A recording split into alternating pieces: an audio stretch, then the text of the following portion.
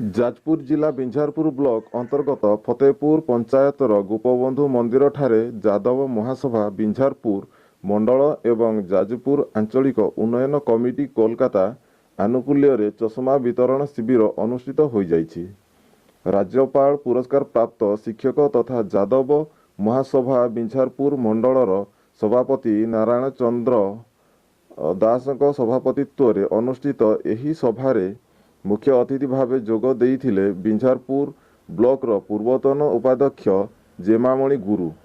सेहीपरि सम्मानित अतिथि भावे जोग देइथिले सिंहपुर पंचायतर सरपंच शशांक शेखर खिलार, सभापति अक्षय कुमार बेहेरा, उत्तम दास, सुधाकर महाकूड प्रमुख जोग देइथिले। शिविर में चक्षु परीक्षा करा जाई 130 जनकू चषमा वितरण करा जाइथिला। एही सभा को जादव महासभा बिंझारपुर मंडल एवं जाजपुर आंचलिक उन्नयन कमिटी कोलकाता रो सभ्य माने सहयोग करथिले।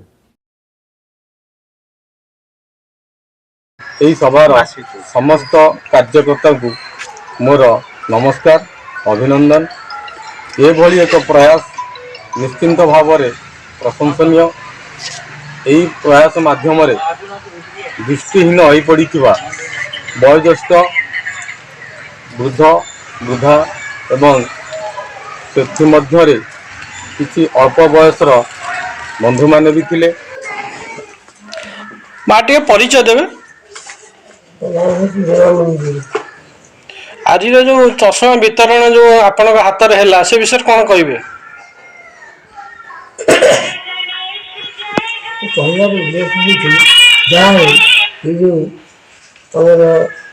जादव महासभा अनुकूल जो चक्षु करा तार आज अनुकूल हिसाब से जना जो लोक मान चषमा दिगला से कृतकार्य। जाजपुर जिलू सरोज साहू रिपोर्ट खेरवा न्यूज।